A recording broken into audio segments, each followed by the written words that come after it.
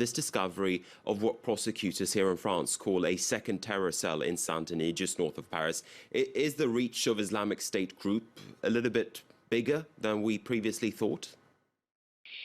Well, it depends on who previously thought it. My view has always been, and the view of most experts, is that the Islamic State group, or Daesh, has had a very wide appeal. It has extremely wide appeal because there is the seduction of success. And if anything, it is a surprise that there are so few cells being discovered. Many, of course, have been disrupted by the intelligence services here in the UK and elsewhere. And of course, the appeal stretches not just in Europe, but is much greater in North Africa, in the Far East, and growing everywhere else in the world, including Central Asia. So do you think that IS operations out of area, so to speak, out of the Middle East will be stepped up? Do you expect to see more attacks from Islamic State group? Yes, I believe that there will be more people inspired to do so. I think we should be very careful not to give the Daesh people any more credit than they deserve.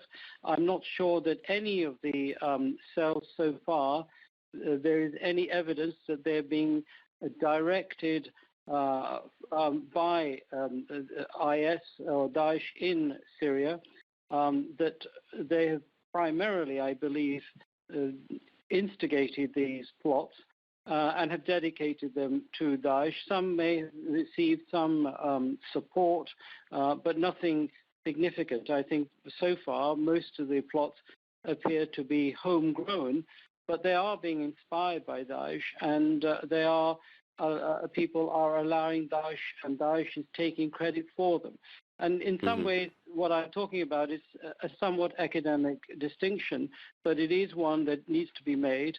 And there is no doubt the longer it exists as a state, the inspiration for people across the world will continue.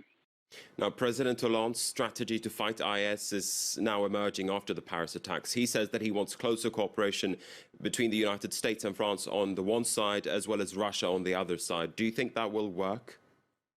Well, I think that is a process that has already begun, and it began well before the Paris attacks. You recall a few weeks ago, 6 to 8 weeks ago, when Russia got involved militarily in this conflict.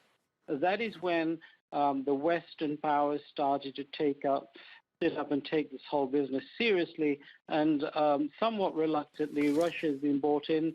Of course, the Vienna conference over the weekend, you had not just Russia, you had Iran sitting opposite the US and Saudi Arabia.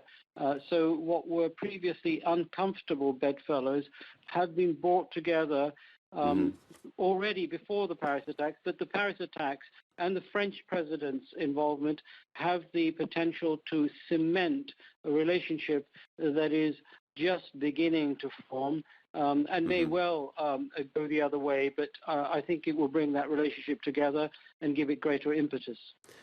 Dr. Afzal Ashraf, thank you very much indeed.